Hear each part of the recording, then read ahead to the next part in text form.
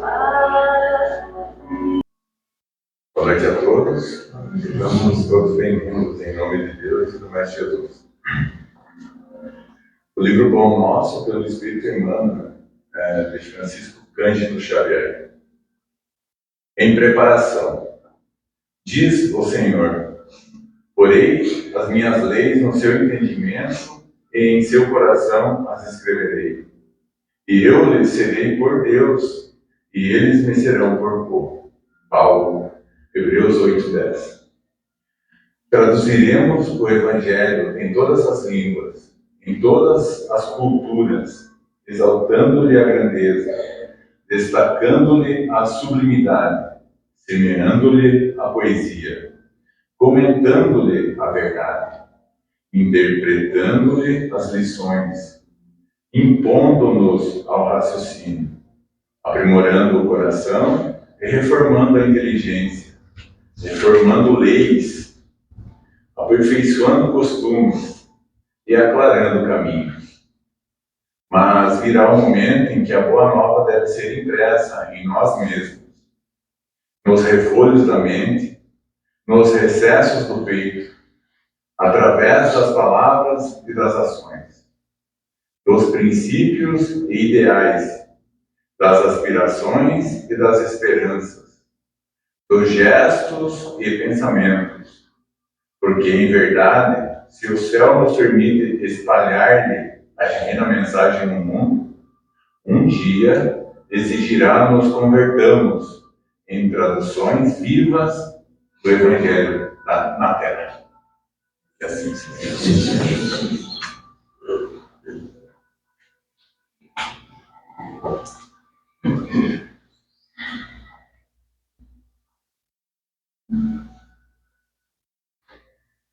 Sejamos todos bem-vindos para o webinar de hoje. Procuramos, a partir de agora, levar o nosso pensamento a Deus e ao Mestre Jesus, desfazendo das preocupações do nosso dia, tivemos que enfrentá-los, e nos ponhamos à disposição da espiritualidade abençoada aqui da nossa casa. Que possamos estar em condições de receber os benefícios, os bens que for necessário na nossa caminhada. Lembrando também dos lares, das famílias que fazem parte da nossa cidade. Esses têm os nomes nos livros sobre a nossa mesa: enfermidade de toda ordem, os que estão nos hospitais, estão enfermos em casa, nos lares, nas nossas famílias, possa ser restabelecido o seu bem-estar.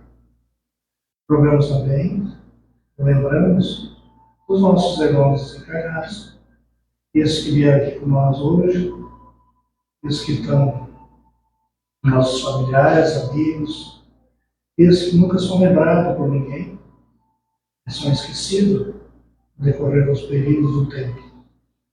Possa ser apresentado hoje diante do Senhor, nosso Mestre Jesus, bênçãos e benefícios. E possa ser de grande utilidade esse bem-estar que aqui estamos hoje.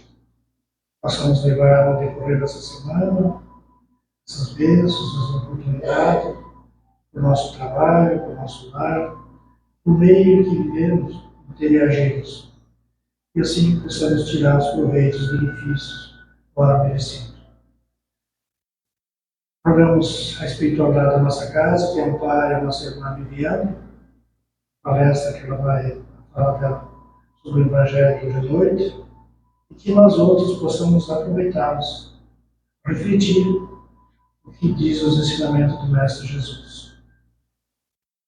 E assim, com a permissão de Deus e de Jesus, nós damos por aberta a nossa doutrinária de hoje, lembrando o agradecimento também ao nosso mentor da nossa casa, nosso irmão Dragoísmo, e todos os trabalhadores do serviço do bem, que sempre se fazem presente bem antes de nós chegarmos aqui na nossa casa.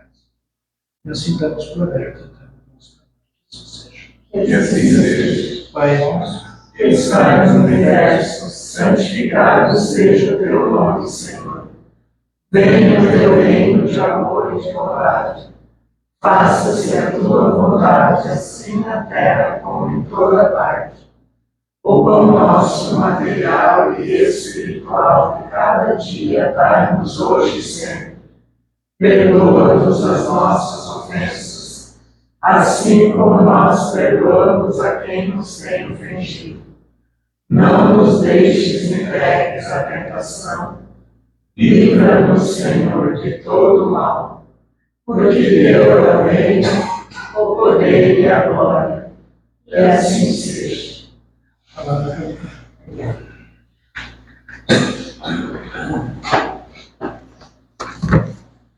Boa noite a todos. Sejamos todos bem-vindos em nome de Deus e de Jesus. Então, hoje nós vamos pular estávamos no capítulo 1, depois no 2 do Evangelho, e hoje a gente vai fazer um pouquinho diferente, que nós vamos falar sobre o capítulo 7, que é Bem-aventurados os pobres de espírito.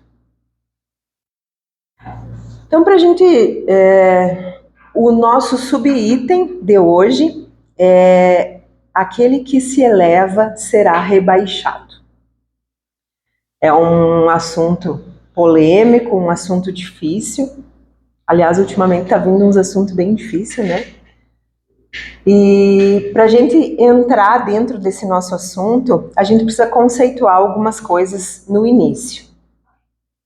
Esse capítulo 7 do Evangelho segundo o Espiritismo, Bem-aventurados os pobres de espírito, já falamos aqui outras vezes das bem-aventuranças. Quem já está vindo há um tempo lembra disso. Essas bem-aventuranças, elas foram deixadas por Jesus para nós no Sermão da Montanha, que todos nós já ouvimos falar nele também, que provavelmente tenha sido um dos maiores diálogos que Jesus teve com a humanidade naquele tempo. E ali ele fala todas essas bem-aventuranças, e essa aqui desse capítulo é uma delas. Então ele nos diz, no começo do capítulo, que os pobres de espírito iriam entrar no reino dos céus, iriam ter esse acesso ao reino dos céus. O que nós costumamos entender por pobre de espírito? Então aqui já é um conceito que provavelmente a gente vem falando ele de uma maneira um pouco equivocada. Porque quando a gente fala em pobre de espírito, a grande maioria das pessoas quer se referir a alguém de uma conduta não muito correta, quer se referir a uma pessoa que tem o caráter um pouco mais baixo, uma pessoa que se comporta de uma forma não aceita pela sociedade, que seria mesmo assim aquele: ai, como você é pobre de espírito, tipo, você não tem nem discernimento das coisas.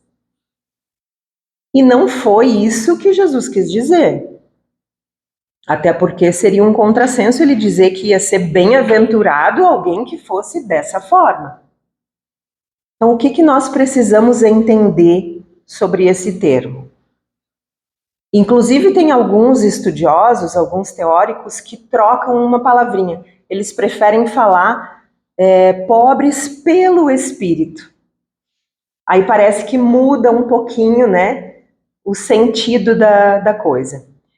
Pobre pelo espírito, então, seria justamente ao contrário do que a gente costuma usar esse termo.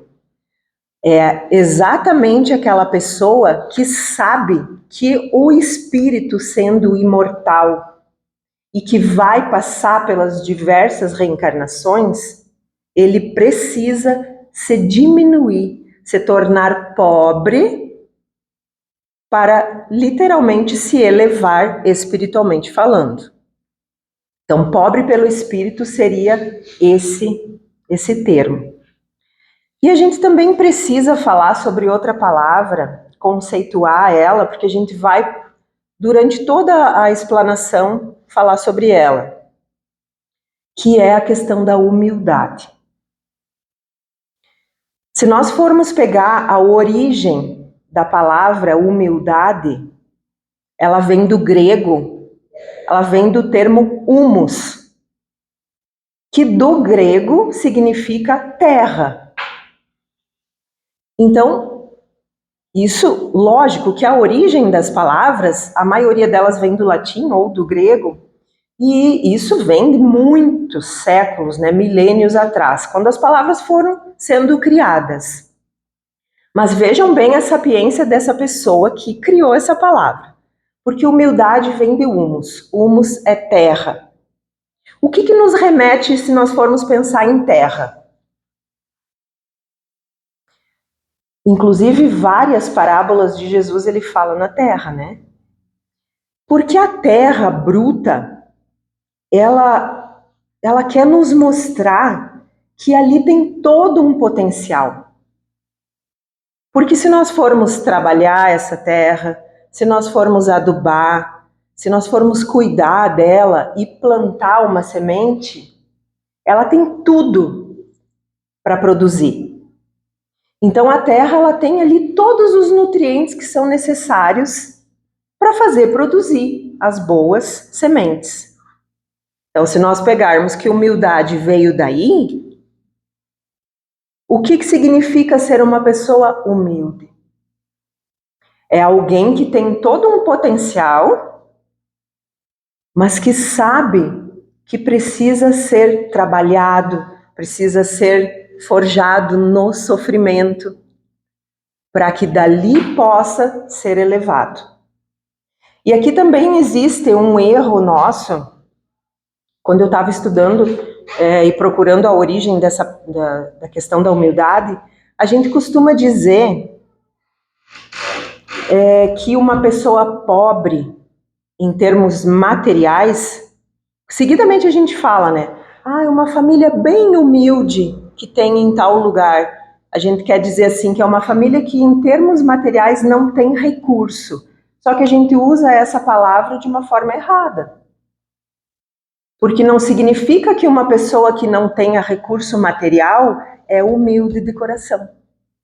Ao contrário, a gente conhece muitas pessoas que têm recursos materiais escassos e são extremamente arrogantes. Então a palavra humildade não está ligada à pobreza material. E esse pobre de espírito que Jesus fala aqui no capítulo não está ligado ao material, e sim ao espiritual. Então, qual o significado dessa afirmação? Agora nós vamos entrar no item do capítulo 7. Começa no item 3 e vai até o 6. Todo aquele que se eleva será rebaixado. Qual o significado dessa afirmação? O que será que Jesus quis dizer para nós quando fez esse convite? Porque é um convite para a gente despertar.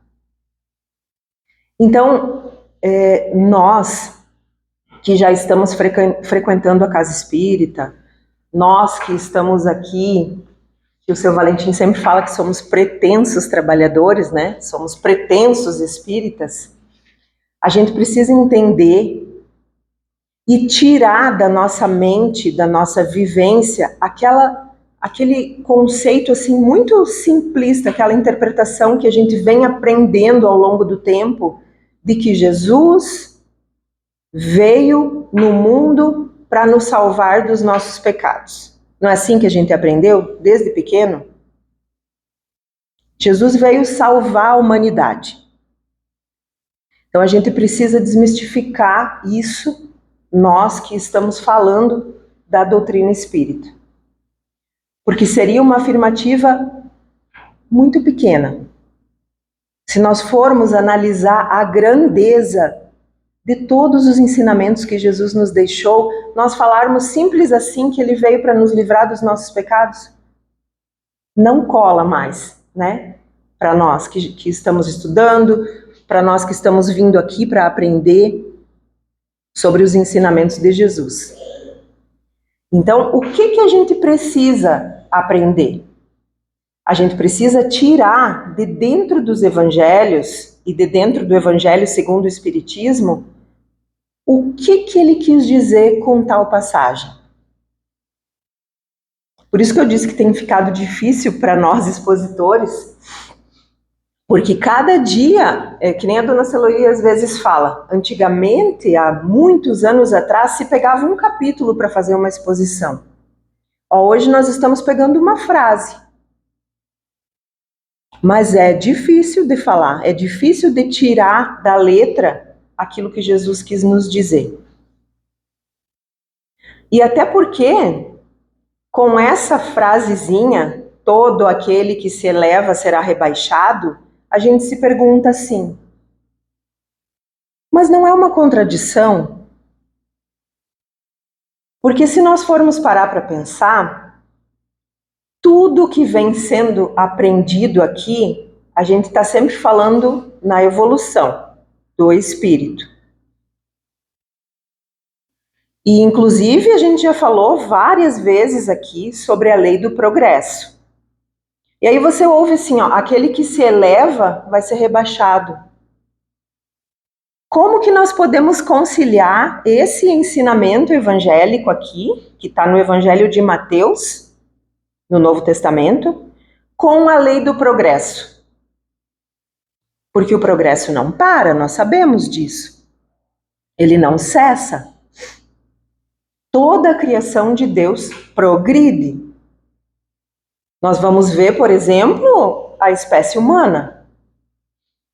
Se nós pegarmos lá no passado, lá no tempo do homem das cavernas, que se fazia só para sobreviver, e o ser humano de hoje, com toda a inteligência, com toda a tecnologia, olha o quanto progrediu.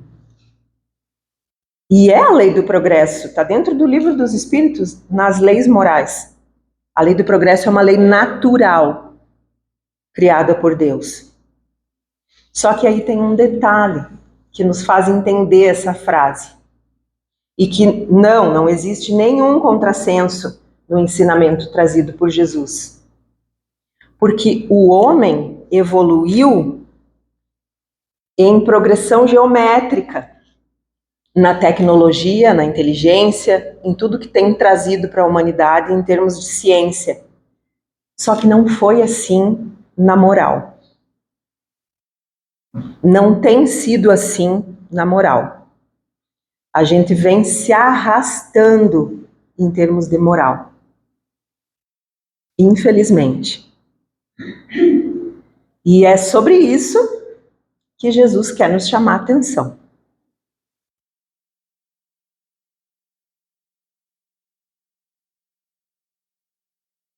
Bom, dentro desse item, no Evangelho segundo o Espiritismo, nós temos algumas passagens, algumas parábolas deixadas por Jesus, e que estão aqui dentro do Evangelho também trazidas por Kardec. A primeira que tem aqui é a parábola da criança, que diz assim: nesse mesmo tempo, os discípulos se aproximaram de Jesus e lhe disseram: quem é o maior no reino dos céus? Jesus, tendo chamado uma criança, colocou-a no meio deles e lhes disse: eu vos digo em verdade que se vós não vos converterdes e se não vos tornardes como crianças, não entrareis no reino dos céus. Todo aquele, pois, que se humilhar e se tornar pequeno como esta criança, será o maior no reino dos céus. E todo aquele que recebe em meu nome uma criança, tal como acabo de dizer, é a mim que recebe. Isso está lá no Evangelho de Mateus, capítulo 18. Bom, por que Jesus traz o exemplo da criança? Para nos chamar a atenção para esse termo que nós conceituamos no início, que é a humildade. Quando ele fala ali que todos os discípulos, se eles não se converterem como aquela criança, mas o que ele está querendo dizer com isso? Que um adulto tem que se tornar uma criança? Não. Como nós aprendemos aqui que o espírito, ele é imortal e ele vem vindo de reencarnações sucessivas, até uma certa idade, esse espírito, ele pode ser milenar, ele nasce num corpinho pequeno, mas ele provavelmente tem muitas encarnações. Mas até uma certa idade, ele tem, digamos assim, um pé lá na última encarnação e um pé aqui. E o que acontece? Ele não se corrompe nos primeiros anos de vida terrena dele. Ele não se corrompe como nós, adultos. Esse espírito ainda está ali praticamente puro, ingênuo, sensível. Como Jesus diz aqui, a criança é humilde. E aí é nesse sentido que ele quer dizer que enquanto todos nós, toda a humanidade, não se assemelhar a uma criança no sentido da humildade, a gente ainda tem tudo por fazer.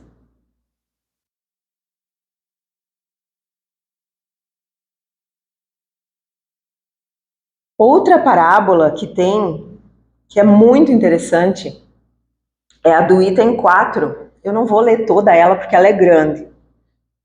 Mas daí em casa vocês podem pegar o evangelho, que todo mundo tem, né? e ler a passagem na sua íntegra. Essa segunda passagem, ela fala da mãe dos filhos de Zebedeu. Quem que era Zebedeu? Era o pai de 2 dos apóstolos de Jesus, que eram João e Tiago, o maior, que eles chamavam. Tinha 2 Tiagos, né? Tinha o Tiago pequenininho, aquele que tinha um problema na perna, e o Tiago grandão. Então era o Tiago maior, irmão de João. Filhos de Zebedeu. Quem que era a mãe desses 2? A mãe deles se chamava Salomé, e ela era prima de Maria, mãe de Jesus. Então a Salomé viria a ser tia de Jesus e os 2 apóstolos primos, né, dele. O que aconteceu? A Salomé, certo dia, foi lá conversar com Jesus e pediu não, ela que meio que ordenou, diz aqui na parábola.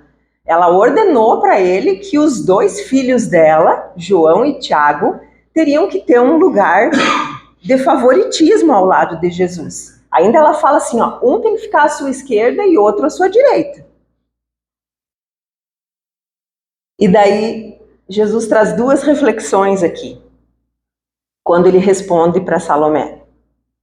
Bom, no caso aqui a gente praticamente entra em contato com o primeiro caso de nepotismo, né? Porque já que ela era parente, ela queria um lugar favorecido para os seus filhos.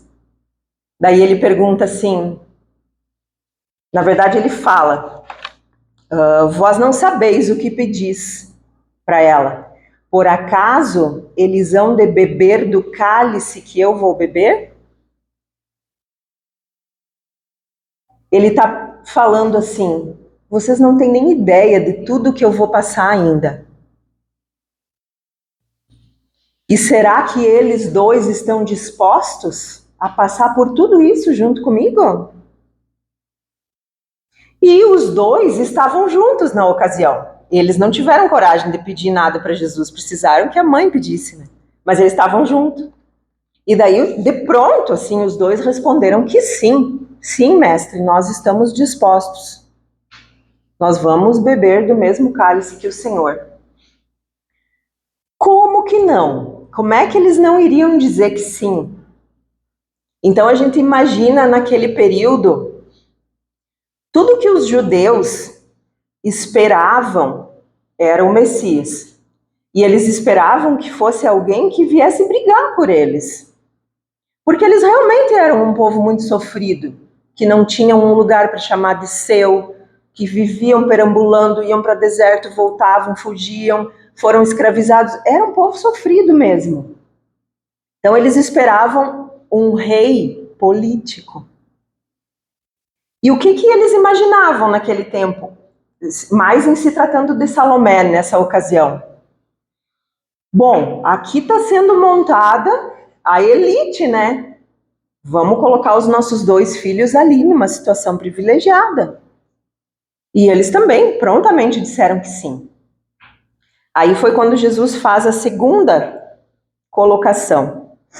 Ele fala, tá bom, é verdade então que vocês bebereis o cálice que eu vou beber. Mas quanto a estar sentado à minha direita ou à minha esquerda, não sou eu que vou conceder esse tipo de coisa. E sim o meu Pai que vai dizer quem são os que estão preparados para isso.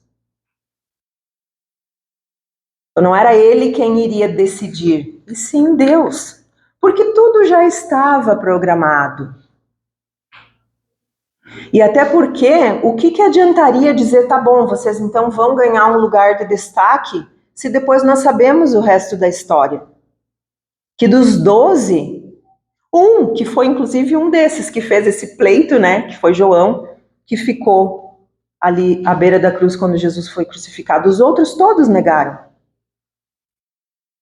E viram que a coisa não era tão fácil assim, e ó. E aí a gente traz isso para a nossa vida. Quantas vezes, quando nós vamos fazer a nossa conversa com Deus, quantas vezes a gente quer barganhar?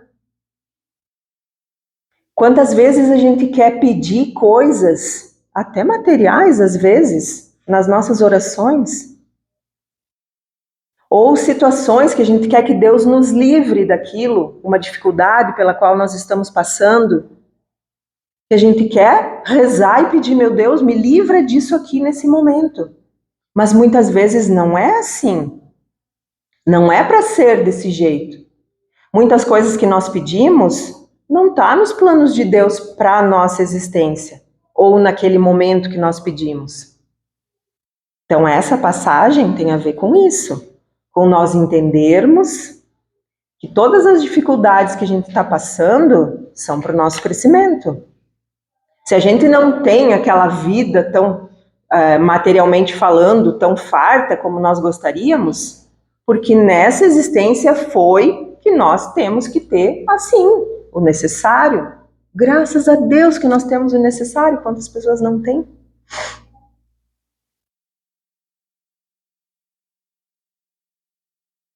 Tem uma questão no livro O Consolador que também nos explica essa questão da humildade,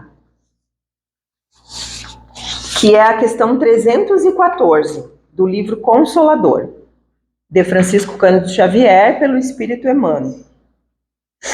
Então, Emmanuel pergunta assim: qual foi a maior lição que a humanidade recebeu do Mestre ao lavar ele os pés dos seus discípulos? E aí a resposta é a seguinte: entregando-se a esse ato, queria o Divino Mestre testemunhar às criaturas a suprema lição da humildade. Ó, aqui de novo a humildade. Demonstrando ainda uma vez que na coletividade cristã, o maior para Deus seria sempre aquele que se fizesse o menor de todos. E o que significava essa lavagem dos pés naquele tempo entre o povo judeu? Era uma espécie de servilismo, de quem podia mais e quem podia menos. Então, quem tinha seus pés lavados era mais ou menos como quem diz assim: eu sou quem posso e quem tem que lavar os meus pés. Porque na época era tudo, os trabalhos, né, Márcio, eram todos muito brutos, assim. Então era trabalhar na terra, aquelas sandálias que eles usavam, pegava muita poeira, muita sujeira. Então quando eles iam entrar na casa uns dos outros, tinham que lavar os pés. Muitos lavavam sozinhos. Mas aqueles que tinham seus pés lavados, era como quem estava podendo. E aí Jesus vem e faz exatamente o contrário. Naquela passagem da última ceia, ele lava os pés dos seus apóstolos um por um, para mostrar justamente, é assim, quando a gente se apequena, que nós vamos nos elevar. Então, está fazendo sentido a frase, quem se eleva será rebaixado, e o contrário, né? Quem se rebaixa será elevado. E já que nós estamos falando aqui da humildade, quando Jesus diz essa frase, quem se eleva será rebaixado, porque é essa a primeira frase, ele, na excelência da sua pedagogia, a qual sentimento ele quer se reportar? Aqui ele está querendo nos falar do orgulho, que é o nosso principal inimigo. A gente sempre aprende aqui que o orgulho é o pai de todos os outros sentimentos inferiores que o ser humano pode ter. Então, quando a pessoa coloca na ênfase da sua vida o orgulho, dali não vai sair boa coisa. Porque toda vez que a pessoa tenta se elevar pessoalmente, através desse orgulho, não precisa ser só o orgulho, mas pode ser os seus filhos também. A ambição, o egoísmo, a vaidade, o ciúme. Toda vez que essa elevação acontece por um desses sentimentos, é uma elevação ilusória, passageira, que não vai progredir. Dessa forma, não. Porque a nossa vitória como seres humanos, como espíritos, ela só vai ser real quando nós entendermos que essa elevação que Jesus quer nos falar aqui nessa passagem, ela é sobre nós mesmos. Então eu trouxe uma frase da mentora do Divaldo Franco, a Joana de Ângeles, onde ela fala assim, ó: não te preocupes mais e siga amando, que ao final dessa jornada, ao olhares para trás, perceberás que as pessoas, os problemas e mesmo este mundo nunca existiram como tu os via. Eles só foram colocados em torno de ti para te dar a oportunidade de evoluir enquanto espírito. Se viveres assim, na consciência da imortalidade da tua essência divina, quando chegar o último dia desse corpo aqui na Terra, verás que a luta nunca foi contra o outro. O tempo inteiro foi entre você e você mesmo. O maior desafio da criatura humana é a própria criatura humana. Olhem o espírito que nos traz essa frase. Joana de Ângeles. Então essa elevação, ela é cada um sobre si mesmo. O que a gente poderia, por exemplo, dizer que nós estamos evoluindo, então, em termos espirituais? Cada vez que eu percebo que hoje eu fui melhor do que ontem, eu evoluí. Cada vez, cada dia que eu consigo dominar uma imperfeição minha, por menor que seja, eu evoluí. Cada vez que eu tenho mais coragem moral, eu estou evoluindo. E esse tipo de evolução, ninguém pode tirar de nós. Esse tipo de evolução que é a verdadeira evolução. Não é aquela de quem tem mais, quem gasta mais, quem tem uma casa melhor, quem tem um carro melhor. Porque hoje em dia a gente sabe que tudo está sendo baseado pelo material. E enquanto cada ser humano não entender que a verdadeira evolução é sobre si mesmo, o mundo não vai ser um mundo regenerado. O planeta Terra não vai ser um planeta de regeneração, como a gente vem falando aqui. Essa evolução que nós estamos falando aqui, e que Jesus nos traz nesse capítulo, é a evolução pelo amor. Que esses tesouros que nós conquistarmos nesse sentido, eles são inalienáveis. Ninguém nos tira. Nós vamos levar eles. E são só esses que nós vamos levar.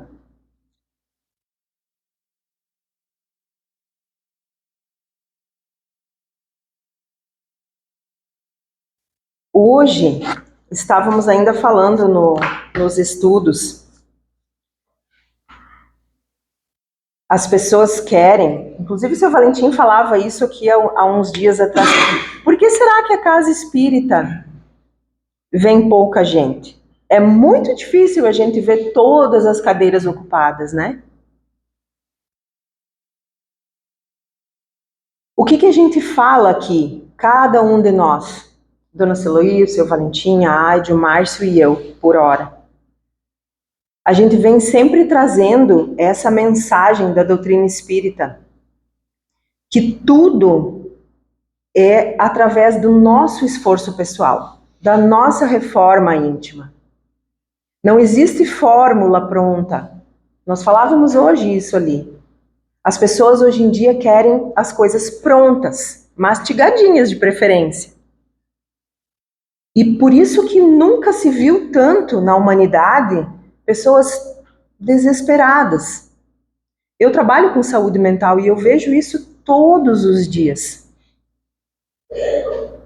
Pessoas que estão sem rumo. E quando eu sei, eu tenho a ciência de que eu não posso misturar a minha vida aqui da Casa Espírita com a minha vida profissional. E eu não faço isso. Até não seria ético da minha parte. Mas tem uma pergunta que eu costumo fazer para as pessoas que me procuram. Vocês sabem que a gente lida com depressão, com dependência química, com transtornos mentais dos mais graves, esquizofrenia e tudo mais.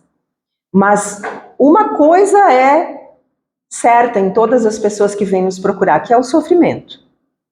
Ninguém chega lá no CAPS para dizer que está bem. A não ser os pacientes que já são nossos de oficina, mas a maioria nos procura porque está em sofrimento. E a gente ouve, acolhe todas as pessoas. E tem uma pergunta que eu costumo fazer. E pasmem, a maioria, eu diria que 90% das pessoas respondem que não. Eu pergunto assim, como que está a tua relação com Deus? Independente da religião que você vai, ou se você vai em alguma religião, né? Porque tem muitas pessoas que têm uma conexão fantástica com Deus sem frequentar nenhum templo religioso. E eu faço essa pergunta, você tem rezado? Você tem conversado com Deus? A grande maioria, pessoal, me responde, não. Eu nem sei mais quem é Deus. A grande maioria. Algum que outro diz, não, eu tenho a minha fé, tenho a minha religião. Mas são poucos. Então a gente tem vivido num mundo do imediatismo e que as pessoas querem que tudo se resolva. Eu vou entrar ali dentro da casa espírita e que tudo seja tirado com a mão. E a minha parte? E a minha corresponsabilidade? E aqui nós estamos aprendendo, nessa lição aqui de Jesus. E qual foi a maneira que ele nos deixou para que nós consigamos atingir esse grau de humildade que ele tinha, para que nós possamos um dia nos elevar, como diz a frase. Se nós formos encarar a nossa existência atual, não dá tempo. Concordam? Não dá tempo de fazer tudo o que precisa ser feito em uma passagem por aqui. Por isso que a doutrina nos explica das sucessivas reencarnações, dos mundos, né? Meu reino não é deste mundo. Acho que foi a Heidi que falou. Por isso que existe esse entendimento, e graças a Deus que existe, graças aos espíritos que trouxeram essas obras para Allan Kardec, e graças a Jesus que veio há 2000 anos nos mostrar o caminho. Entendem agora o porquê que eu disse lá no início que a gente tem que parar de fazer aquela afirmativa: ah, Jesus veio para nos salvar e para nos livrar dos nossos pecados. Mas nós nos livramos dos nossos pecados? Pelo simples fato dele ter descido de onde estava, na condição de espírito crístico, puro, para vir aqui com os meros mortais, seria só para nos livrar dos nossos pecados? Não, ele veio deixar o caminho, a maneira, é assim que eu quero que vocês todos façam. Por isso a importância de nós aprendermos sobre essas passagens, de nós entender o que ele quis dizer, que quem se eleva será rebaixado. Eu espero que nós tenhamos entendido. Eu trouxe uma mensagem para finalizar. É uma mensagem do Momento Espírita. O nome dela é Dar Conta de Si. São muitos os que atravessamos a existência na Terra sem muitas preocupações com os próprios atos. Vivemos como se o nosso agir, a nossa postura perante a vida não fosse nossa exclusiva responsabilidade. Por esse motivo, despreocupados com qualquer tipo de consequência, vivemos com o único propósito de amealhar, tirar vantagens pessoais. Não falamos do que se entregam de forma explícita a questões ilegais, como o roubo, o furto ou o tráfico. Dizemos de nós, os que na intimidade de grandes corporações, no luxo de escritórios bem montados, atuamos no desvio de dinheiro público, na montagem de balanços forjados, na estruturação de contratos fraudulentos. E eu digo mais, além da mensagem, não precisa ser só esse tipo de contrato fraudulento ou desvio de dinheiro público de grandes proporções, não. Nós podemos nos colocar aqui nessa situação nas pequenas coisas que nós fazemos no nosso dia a dia. Furar a fila de um banco, brigar no trânsito quando a gente não tem razão, ter escaigato. Isso não é, a gente não está sendo corrompível? Tá. E a gente tem que morar para falar do outro. Tudo porque imaginamos a vida como um grande jogo, onde aquele que consegue mais para si é o grande vencedor. Outros de nós atuamos no mundo preocupados em agir de forma legal. Trata-se, no entanto, de uma atuação no limite da legalidade, na preocupação de não sermos pegos pela justiça, de não respondermos perante tribunais e juízes. Não medimos esforços na busca de brechas na legislação, para encontrar meios de conseguir vantagens e o que haja de melhor para nós mesmos. Temos ciência de não estarmos contra a lei, entretanto, serão apenas códigos humanos a nos ditar os limites das nossas ações. Porém, não podemos esquecer de que a vida aqui na Terra não é patrimônio que nos pertença. Renascemos nas lides terrenas e retornamos à pátria espiritual sob o rigor da lei divina. O Márcio falava isso, né? Na segunda-feira retrasada, sobre a diferença da lei humana e da lei divina. Dessa forma, todas as experiências terrenas estão sob a tutela dessa lei, da lei divina. cuja finalidade maior é o aprendizado e o crescimento espiritual e moral de cada um de nós. Ao concluirmos a experiência física, seremos convidados a prestar contas de como agimos. E se não aceitarmos esse convite, nós vamos prestar conta igual, de forma compulsória. De todo o realizado ao longo dos anos que nos foram dados a viver. Natural que assim seja, considerando que tudo o que dispomos na Terra, inclusive o nosso corpo físico, é a título de empréstimo. Nada nos pertence. Somos apenas arrendatários. Portanto, se andarmos no mundo burlando esses limites da lei, haveremos de responder perante as leis humanas e no além-túmulo. Certamente seremos rebaixados. Está aqui, então, o entendimento do quem se eleva será rebaixado. Poderá ocorrer que, mesmo extrapolando os limites da moralidade, do correto, do respeito ao próximo, os tribunais da terra não nos alcancem. E poderemos nos vangloriar de haver enganado a lei dos homens. Mas, inevitavelmente, responderemos perante a nossa própria consciência, quando essa se defrontar com os nossos desacertos morais. Sempre haveremos de prestar conta dos nossos atos.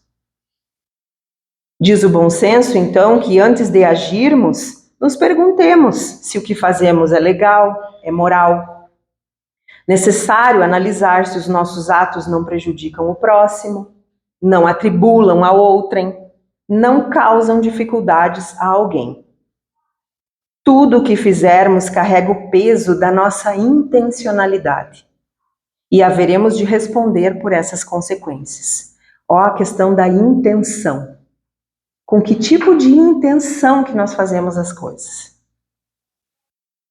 Importante nos questionarmos a respeito das nossas próprias ações, quais os valores que escolhemos para tomar as nossas decisões. Afinal, serão elas que nos dirão da nossa felicidade ou a nossa desdita, no agora, logo mais ou em momentos bem mais distantes. Mas que nós vamos ter que responder, nós vamos. Então, eu agradeço pela atenção de todos, espero muito de coração que a gente tenha conseguido entender essa frase, que nós possamos refletir a respeito desse ensinamento, de qual elevação era essa que Jesus se referia, que nós precisamos ir atrás, é dessa elevação espiritual.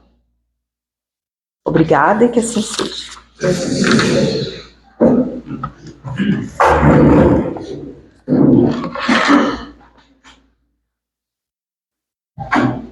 Assim chegamos ao término da nossa fraternidade de hoje. Agradecidos somos a espiritualidade da nossa casa, que tudo trabalha, em toda a nossa casa, nossa irmã da luz. Agradecemos a Deus e ao Mestre Jesus por essa oportunidade. E assim encerramos, então, no seu nome, a nossa doutrina de hoje. Que assim seja.